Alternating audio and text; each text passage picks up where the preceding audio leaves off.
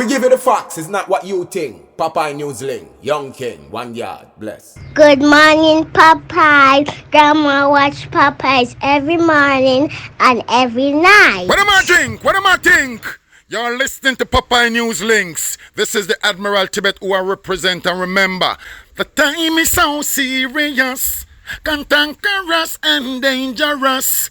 This is Popeye News Links. Greetings viewers and subscribers. Now, let's start off with some good news. 2 weeks ago, on Sunday, February 18, I carried the story of woman Detective Corporal Avarine Morris. She's suffering from sinus cancer. On Friday evening, I got that message on your screen from Ava. She said, "Good evening. I hope you are doing well. Just want to express my gratitude to you once more for hearing my story. Blessings to you and family." Ava, she also sent me that video. Look and listen. Corporal Morris, as the welfare officer of the JSF, it is my pleasure to hand over this check to you from the officer corps. And of course, we believe it is something that we believe can add some value as you pursue the goal of going abroad to seek medical treatment. The fact of the matter is, while this check is from a particular group, we are aware that our rank and file colleagues are also contributing, and that is not yet accounted for, but they have come together. I know, for example, many divisions have collected money from members, and members willingly contribute at the lowest level, I should say. And so we want you to take that as an indication of our love. We stand with you and we'll continue to stand by you even as you travel abroad. So, Ava, on behalf of the Police Officers Association and the entire officer corps of the JCF, right, we wish you every success. I want you to know that we are praying for you and we will be following your progress. Godspeed and all the best. So it seems as if Ava, she'll be getting the much needed funds to travel to Mexico to do the surgery. Let's hope that the surgery is successful, and we are happy that we were able to shine a spotlight on her situation. And for the persons who contributed, enough respect. In today's news, we are learning that early this morning, March 3, about minutes to 5 o'clock, a team of police officers, they carried out a raid at Cook Street, popularly known as 12th Street in Savannah Lamar, in the parish of Westmoreland. During the search, bingo, that Smith & Wesson 9mm pistol with the serial number intact, affixed with a magazine containing 8 rounds of 9mm cartridges, were found. We are also told that 4 persons, to include a female, who were at the house when this weapon was found, they were taken into police custody. If and when any of them are charged, I'll be updating this story. Intelligencers, big up on yourself, and Westmoreland Police, job well done. In yesterday's video, I carried a story about the shooting death of that female on your screen. Her name is Tara Alecia Dennis, but she was popularly known as Choppa. I did some digging and I found out a few things that I'm gonna be sharing with you. But first, I want you to watch this interview. It was done by Kimberly Peddy of the Jamaica Observer and another reporter with Choppa Lee's grandmother. Watch this. I did not see the person. We heard that it's an ex-boyfriend. No ex-boyfriend, she don't know no boyfriend. No ex-boyfriend, mama, let me tell you that. She was 16 and go 17. Oh, so it has nothing to do with an ex-boyfriend then? Yeah, her no boyfriend. Which school did she attend, or was she attending? Sorry, she knows there young people all over, and then we have like a friend. But you can go take say, are your boyfriend? You understand me? She live here with my granddaughter, that you know. I mean, if you have no girl man come here, but then we had a little friend. Understand me? So the police has release a name of a man who they say they are a young man who they say they're in search of in connection with the shooting. You are familiar with that person? His name is Anthony McNeil, otherwise called Spliffy, otherwise called Jermaine. Well, to be honest with you again, Mom. Anything sound familiar? The name? To be honest to you, I just across the road where the car parked, the person lived that name. That names, I don't know. I tell you again, I did not see anybody. But when I turn on, I see idea. Okay. Let's talk about her in terms of being 16. Which school was she attending? Because you understand that she working. She was attending. Oh God. She attending Little London High. Just up the top there. But show some contact to her, you know. Show some circle, you know, when we talking about like finance like that, because me not monetary issues. This was her last year in high school. So she didn't get to complete because of monetary issues. She some work because it said, go help me. So she just get it to her 2 weeks. Now, first, I see some persons cursing the grandmother that she's lying because she knew who killed Tara. Of course, the grandmother knows, but I wouldn't expect her to say so publicly. But here is how me I go cuss the grandmother and Tara's family. All I know feel Tara. Tara's mother had her at a young age. Tara, she used to live with her mother and her stepfather at a place named Cottage in the same Little London area. It is said that the stepfather, he was very, very abusive to Tara, and her mother would stand by and let him abuse her.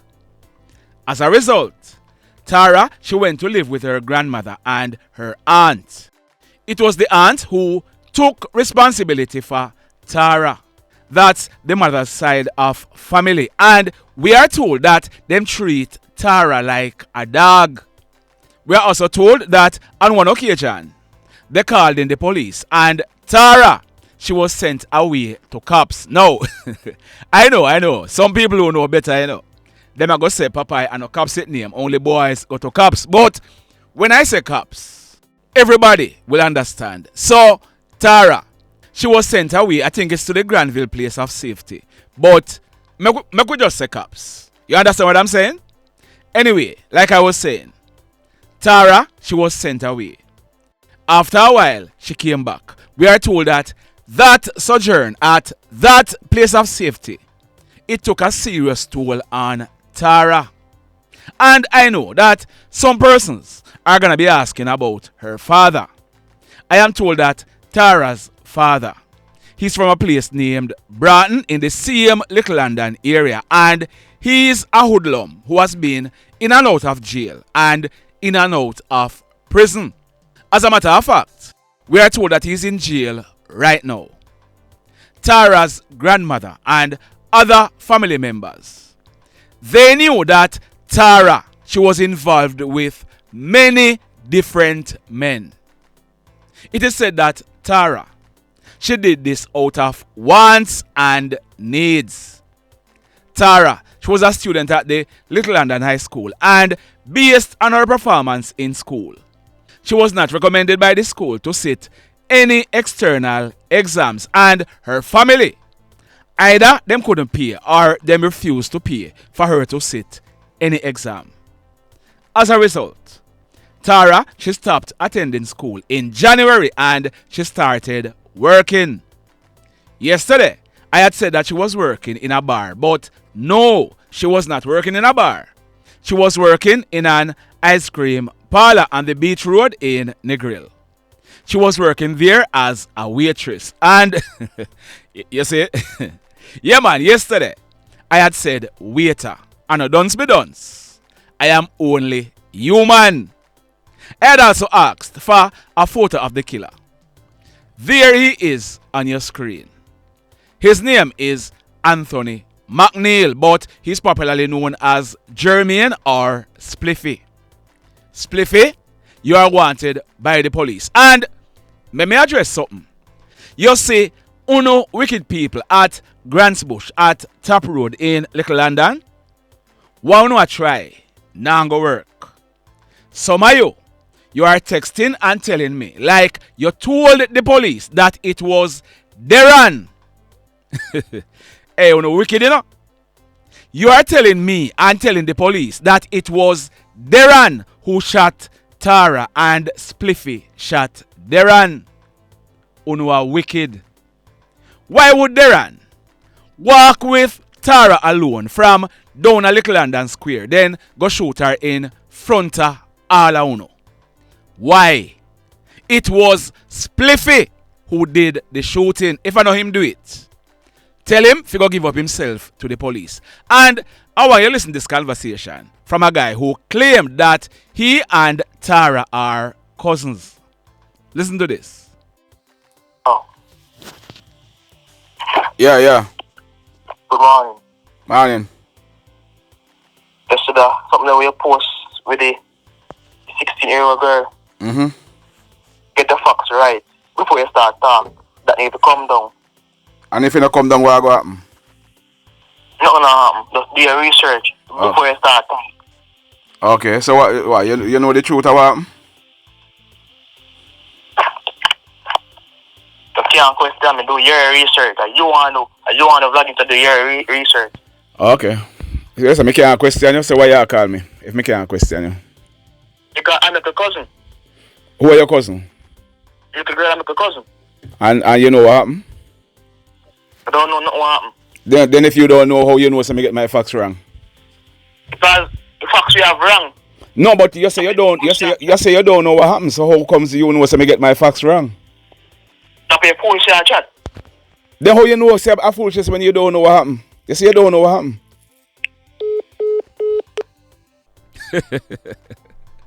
Boy, may I tell you, you know.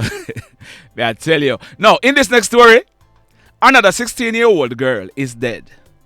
Her name is Kimora Williams. Next month, on April 8th, she will be celebrating her 17th birthday.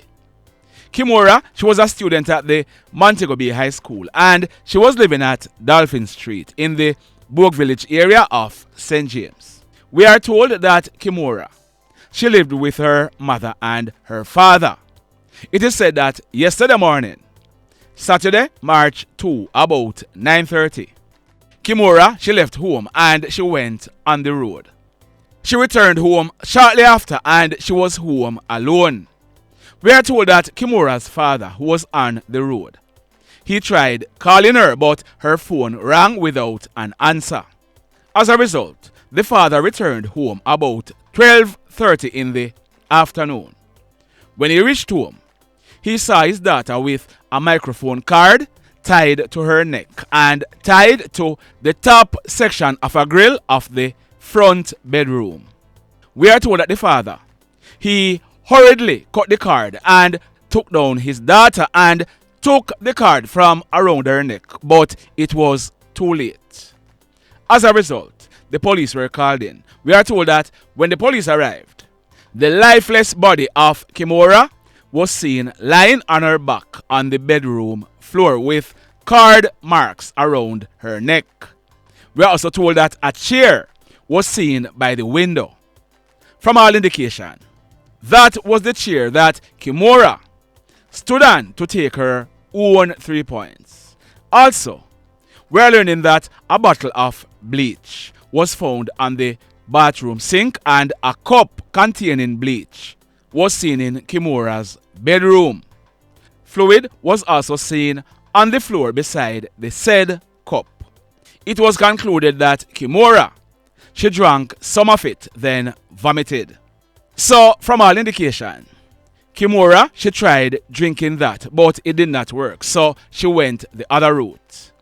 Kimora, she was hell-bent on taking her own 3 points, but the big question is why? Why? Sad indeed. Now, in this next story, the St. James police, they are awaiting a post-mortem examination to ascertain how a 61-year-old businessman met his demise. The police, they are also trying to ascertain who took away his licensed Glock 9mm pistol. This man, his name is Michael Anthony Reid, but he was popularly known as Mikey. On August 10 this year, Mikey, he will be celebrating his 62nd birthday. He was living at Marvally Mountain Drive in the Reid area of St. Andrew. We are told that on Friday, March 1, about 4 o'clock in the afternoon, Mikey, he was last seen alive on a construction site in the community of Potosi in the Johnsall area of St. James.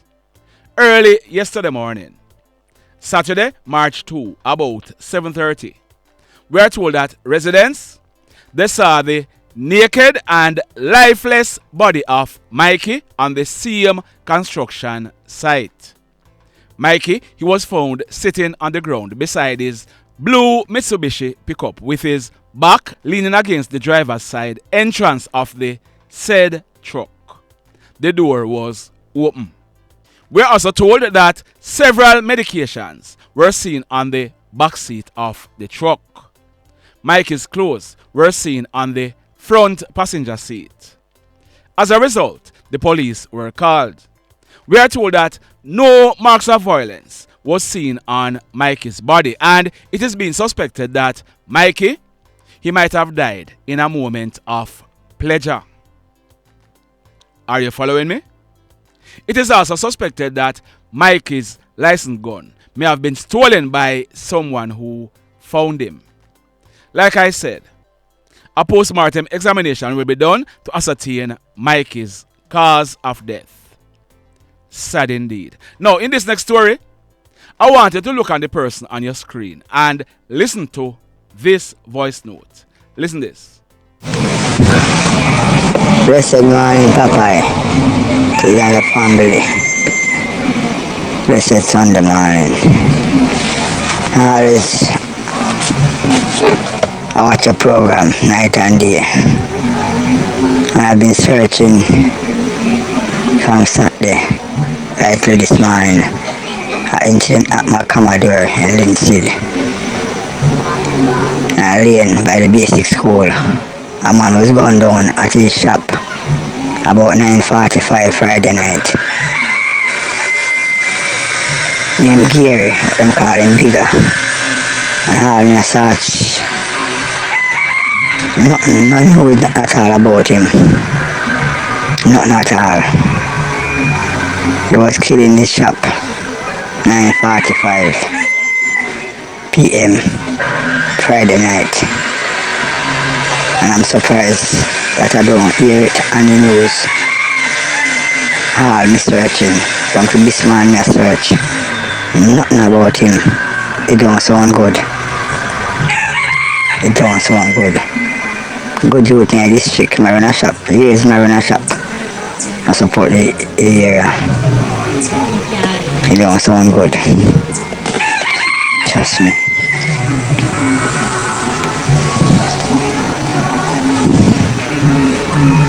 So we are learning that Gary, he was also known as Bigga. He was in his shop in the Commodore community of Linstead Friday night. A shop that was being operated by Bigga for many years. While Bigga was in the shop, hoodlums armed with guns entered the shop and opened gunfire, hitting Bigga, killing him on the spot. The mayhem. Now, in this next story, I carried a story yesterday and I promised to update it. It took place yesterday, Saturday, March 2, about 12 midday. It took place at Top Darling Street in the Savannah Lamar area of Westmoreland. Our information is that man on your screen, his name is Rimarley Maxwell, but he was popularly known as Biggs. On election day, Monday, February 26, Biggs, he celebrated his 24th birthday. We are told that Biggs, he was a well-known bike mechanic who worked at a bike shop at Top Darling Street in Savannah Lamar. He lived not far from where he worked. So this is what we are learning. A 35-year-old man, He's employed at a store in Savannah Lamar. We are told that this man, his bike had broken down and he wanted Biggs to fix it for him. Our information is that this man, he organized with Biggs to pick him up from his workplace at lunchtime at minutes to 12 midday yesterday. Biggs, he rode a Burgundy the Road motorcycle and he went to the man's workplace where he picked him up. They were traveling on the motorcycle up Darling Street when a silver Nissan Note motorcar drove up from behind them and hit them from behind. As a result, Biggs, he ended up losing control of the bike. As a result, both of them fell from the bike. We are told that 4 hoodlums jumped out of the car with guns in hands and they opened gunfire at Biggs and the next man. The pillion, he received gunshot wounds to both legs, but he managed to get up and ran off to a nearby premises. Biggs, who appeared to be the target for the hoodlums, he received gunshot wounds to his head and his upper body. He ended up dying on the spot. The hoodlums, they then made good their escape in the said Nissan Note motorcar. The pillion, he was rushed to a nearby hospital where he was treated and admitted in a serious condition. We are told that one of the bullets lodged in his bladder and he is scheduled to do a surgery shortly. When the police processed this crime scene, a number of 9mm spent shells were recovered from the scene. The mayhem. So let me ask you something. Let me ask you something. Have you hit on the love button as yet? If you have not yet done so, remember to hit on it. Also, if you are over here watching our videos and you have not yet subscribed, hit on the subscribe button as also. Hit on the notification bell. Then click all so that whenever we drop a new video, you will be one of the first to be notified. In the final story for today, this one took place at Avalon Circle in the Bogue Village area of St. James. We are learning that about minutes to 12 midnight last night, residents of the area, they heard gunshots being fired and they called the police. When the police went and made checks, they saw a purple 2013 Toyota Voxy which was being operated as a taxi. This 2013 Toyota Voxy, it was seen crashed into a metal gate. It was observed that the Voxy had damaged a white 2007 Toyota Alphard that was parked beside the metal gate. When the police checked inside the Voxy, the driver, he was seen slumped over the steering wheel with gunshot wounds to his head. This driver, his name is Allwin Ellis, but he was popularly known as Coach. Coach, he was born on October 3, 1965, 58 years old, and he was a taxi operator living at Copperwood district in the Montpelier area of St. James. From all indication, Coach, he was shot by someone who was inside his bus. He died on the spot. When the police processed this crime scene, 3 9mm spent shells were recovered from the scene. The mayhem continues. Blessed love, everybody. Tell a friend for tell a friend for tell a friend about Popeye Newslink and PNL Blog TV. Like, subscribe and share. Quicksilver sing, if we just unite, what a country this will be. If we just unite, Jamaica live in unity. If we just unite, what a country this will be. If we just unite, Jamaica live in unity. Hey, crime it a mash up Jamaica. Criminals them a mash up Jamaica. Jamaicans mash up Jamaica. Oh Jamaica, me sweet Jamaica. Crime it a mash up Jamaica. Criminals them a mash up Jamaica. Jamaicans mash up Jamaica. Oh Jamaica, me sweet Jamaica. I coulda sunshine or rain. Jamaica, no problem, no pain.